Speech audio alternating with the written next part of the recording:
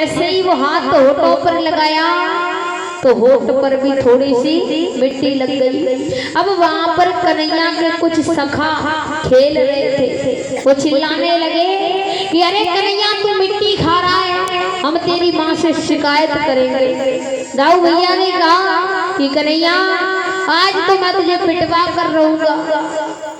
भगवान कन्हैया की ये लीला कोई समझ नहीं पाया। कन्हैया ने कहा भैया आप मुझे नहीं पिटवा सकते हो। दाऊ भैया ने कहा देख कन्हैया तूने मिट्टी खाई है, मैं तुझे पिटवा कर रहूंगा। अभी जाता हूँ यशोदा मैया के पास और उससे कहूंगा कि तेरा लाला मिट्टी खा रहा है। कन्हैया ने कहा कि भैया सुन, यदि तूने मेरी मिट्टी की कही तो मैं भी तेरी भांग की माँ से कह दूंगा कि तू भांग का गोला खाता है। अब दाऊ भैया भी डर गए कहीं ऐसा ना हो जाए कि कन्हैया में तो मार पड़ेगी थोड़ी और मुंह में ज्यादा पड़ जाए। अब दो भाई आपस में खेल रहे हो, एक भाई से गलती से कोई सामान टूट जाए तो दूसरा कहेगा चल तेरी माँ से कहूंगा तूने तोड़ा है। तो वो क्या कहेगा पता है कि तूने भी तो दुबक के चीनी खाई थी है, मैं तेरी कह दूंगा। अब दोनों की कमजोरी एक दूसरे के पास है, कौन किसकी कहे। दाऊ भैया ने कहा कि तू कछू कर, मैं तो जा रहा हूं यहाँ से। आज जैसे ही मैया जल भरकर आने लगी तो सखाओं ने माँ से कहा कि मैया सुन, तेरा लाला मिट्टी खा रहा है। मैया ने मटके को नीचे रखा, दौड़ती हुई गई, कहने लगी लाला तूने मिट्टी खाई है। अब कन्हैया को तो लीला करनी थी, यदि कहे कि मिट्टी नहीं खाई तो मैया ने कहा कि लाला तेरे होठ पर मिट्टी लगी है इसलिए तूने मिट्टी खाई है। यदि मुंह में मिट्टी ना मिली तो माँ पूछेगी कि मुंह पर मिट्टी कैसे लगे। अब लाला को जवाब देना पड़ेगा। यदि माँ को जवाब दिया तो सारा राज माँ को पता चल जाएगा कि मैंने मिट्टी नहीं खाई, मैंने तो पृथ्वी का पूजन किया था। माँ पूछेगी पूजन क्यों किया, तो बताना पड़ेगा कि मैं यहाँ पर लीला करने के लिए आया हूँ। जाने अनजाने में यदि कोई गलती होती है उससे पहले ही मैंने क्षमा याचना की है। तो इससे कन्हैया ने कहा कि क्यों ना मैं इन सब के जवाब देने से पहले ही अपने मुंह में मिट्टी का डेल रख लूं। अब कन्हैया तो है साक्षात परमात्मा, उनकी लीला को कौन जान सकता है। माँ ने कहा लाला मुंह खोल कर दिखा, क्या तूने मिट्टी खाई है। अब कन्हैया के मुंह में मिट्टी थी, कन्हैया के मुंह में मिट्टी थी। माँ ने पूछा क्या तूने मिट्टी खाई है। कन्हैया ने कहा अब मुंह नहीं खोला तो माँ को संदेह हुआ, बोली लाला क्या तूने मिट्टी खाई है। अब बच्चे के मुंह में कोई खाने की वस्तु लगी हो तो बालक मुंह बंद करके कहेगा मैया कहेगी खाइए का। मैया समझ गई कि जरूर जाके मुंह में अछू रखो। मैया ने कहा जल्दी से मुंह खोल कर दिखा, नहीं एक पड़ेगा भी। कन्हैया ने मुंह खोला तो आज माँ को भगवान कन्हैया के मुख में समस्त ब्रह्मांड नजर आने लगा। तीनों लोकों में ये पृथ्वी लोक, इसमें 84 कोस की ब्रजभूमि, 84 कोस की ब्रजभूमि में यमुना जी का तट, उस यमुना जी के तट के पास भगवान कन्हैया और मैया यशोदा, आज यशोदा को साक्षात कन्हैया के मुंह में दिखाई देने लगे। माँ ने जब ये दृश्य देखा तो आज माँ उस दृश्य को देखकर आश्चर्य में पड़ गई। आज देखते देखते एकदम से बेहोश हो गई। भगवान कन्हैया ने योग माया को आदेश दिया कि माँ ने जो भी मेरे मुख में देखा है आज वो सब कुछ भूल जानी चाहिए। यदि उसे याद रहा तो वो पूछेगी, आज सब पता चल जाएगा। योग माया ने क्षण में ही सब कुछ भुला दिया। यशोदा ने क्या देखा था। यशोदा जी को जब होश आया तो आज कहने लगी लाला मैंने तेरे मुंह में कुछ देखा था। मैया ने कहा कि मैंने तेरे मुंह में कुछ देखा है। कन्हैया ने कहा मैया क्या देखा है। यशोदा जी कहने लगी लाला तेरे मुंह में मिट्टी का डेल रखा है, तू तू मना कर रहा था कि तूने मिट्टी नहीं खाई, फिर ये मिट्टी तेरे मुंह में कहां से आ गई। भगवान कन्हैया मैया से कहने लगे, मैया मुझे क्षमा कर दे, आगे से कभी ऐसा नहीं करूंगा। मैया कहने लगी कि तू ऐसे ही करता है और हमेशा काम बिगाड़ता रहता है, आज मैं तुझे छोड़ूंगी नहीं। आज कन्हैया का कान पकड़ती हुई नंद बाबा के पास लेकर आई, कहने लगी कि संभालो अपने लाला को, ये मिट्टी खाता है। नंद बाबा ने कहा, अरे यशोदा अभी ये बालक है और लीला हमेशा बालक करते हैं। कोई बड़ा व्यक्ति मिट्टी खाए तो सब उसे गाली देंगे ना, इतना बूढ़ो हैरो मिट्टी खा रो है, ये रोटी ना मिले खाए। और छोटा बालक जब मिट्टी खाए तो कन्हैया ने नहीं खाई का, या ने खा ली तो कहेगा। छोटा बालक लीला करता है और बड़े बालक ने कोई काम कर दिया तो उसे मार पड़ेगी। तो आज बाबा ने कहा कि चलो इसने पहली बार मिट्टी खाई, इसे छोड़ दो, आगे से ऐसा नहीं करेगा। मैया कहने लगी, आप इसे बिगाड़ दो, आप इसे डांटते ही नहीं हो।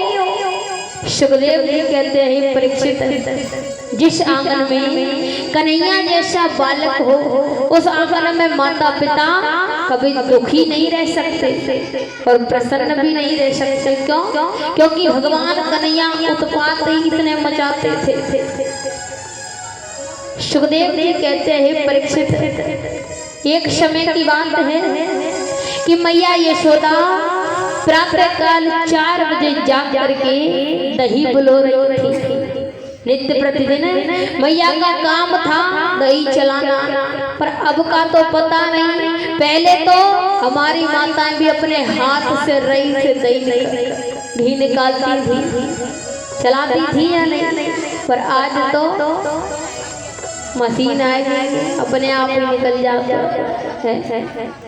तो नित्य प्रतिदिन यशोदा मैया अपने हाथों से रई से मक्खन निकाला करती थी। तो सुबह जब माँ मक्खन निकालने के लिए बैठी तो कन्हैया के कानों में आज आवाज पहुंची। मैया जब दही चला रही थी तो आवाज आ रही थी। कन्हैया जाग करके आज आंखों को मीड़ते हुए यशोदा जी के पास आए, कहने लगे, मैया क्या कर रही हो? मैया बोली, लाला दिख ना रहे हो का, माखन निकाल रही हूँ। कन्हैया बड़ा प्रसन्न हुआ, बोला, मैया मुझे बहुत जोर पे भूख लगी है, तू मेरे लिए माखन दे दे, मैं माखन खाऊंगा। मैया ने कहा, लाला अभी तू थोड़ी देर बैठ, जब माखन निकल आएगा तो मैं तुझे खाने के लिए अवश्य दूंगी। कन्हैया बोला, नहीं माँ, मुझे तो माखन चाहिए। माँ कहने लगी, लाला माखन तो कल का भी रखा हुआ है, पर वो बासा है, मैं उसे तेरे लिए खाने को नहीं दे सकती। तू थोड़ी देर बैठ, मैं तेरे लिए ताजा माखन निकाल कर दूंगी। कन्हैया कहने लगे, नहीं मैया, तू तो मेरे लिए कल वाले माखन को दे दे, मैं उसे ही खाऊंगा। मैया कहने लगी, लाला थोड़ी देर बैठ जा, मैं तेरे लिए ताजा माखन निकाल कर दूंगी। और कन्हैया तो है ही जिद्दी। कन्हैया ने कहा कि मुझे कल वाला माखन चाहिए। मैया कहने लगी, ये ऐसे नहीं मानेगा, मैं इसे खेल में लगाती हूँ। मैया ने कहा, लाला जरा बाहर निकल कर देखना, ये आकाश में क्या दिखाई दे रहा है।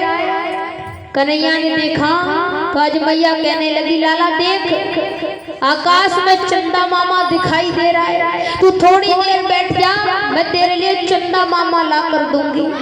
कन्हैया माखन को भूल गए, बोले, मैया मुझे तो चंदा चाहिए। मैया कहने लगी, ये थोड़ी देर ऐसे ही करता रहेगा, चंदा चाहिए चंदा चाहिए, जब तक मेरे माखन निकल आएगा। तो आज जैसे माखन दही चलाने को बैठी, कन्हैया ने हाथ पकड़ लिया, बोले, नहीं मैया, मुझे चंदा चाहिए, दही बाद में चला लेना। मैया कहने लगी, लाला देख, मैं दही चला रही हूँ, तब तक तू चंदा को देखता रहे। कन्हैया बोले, नहीं मैया, मुझे तो चंदा चाहिए, अब ही चाहिए। आज इस तरह से जिद करने लगे भैया। मैया में तो चंद्र खिलौना ले।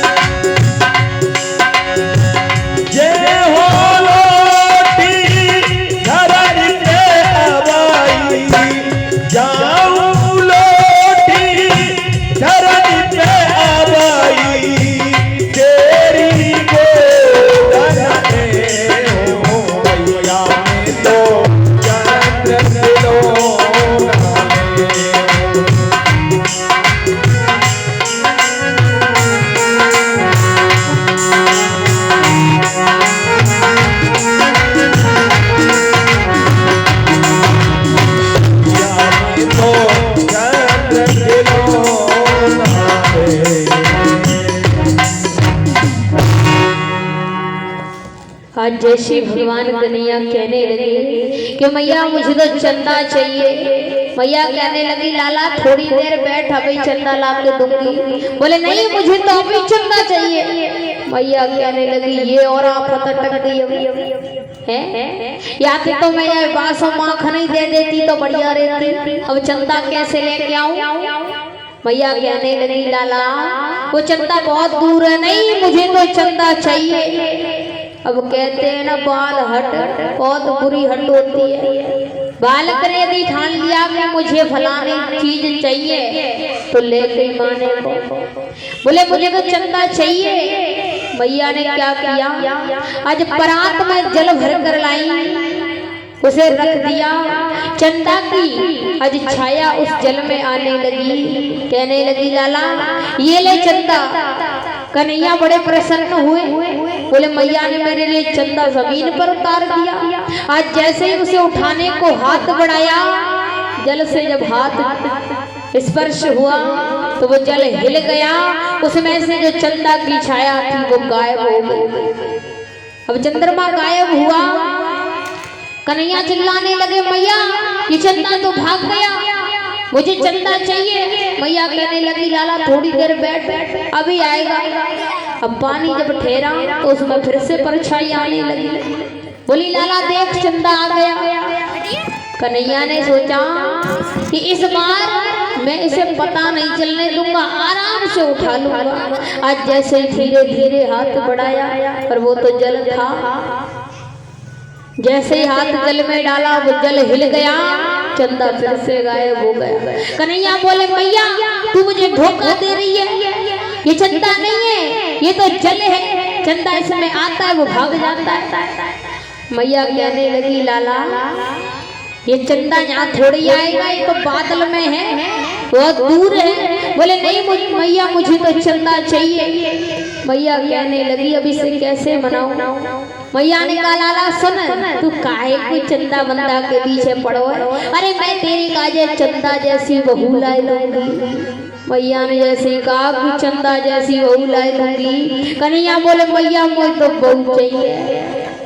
मैया कहने लगी लाला तू जान तो बहू कौन से कहते हैं। बोले हाँ वो गोरी गोरी होते हैं, बहुत लंबी होती है, वो होती है बहू। मैया ने कहा कि तू कितना बड़ा है पता है तुझे, अभी ठीक से एक बिलान को ना है भयो और बहू की कह रहा। बोले नहीं मैया मुझे तो बहू चाहिए। मैया बड़ी परेशान। मैया कहने लगी कि यदि मैं इसे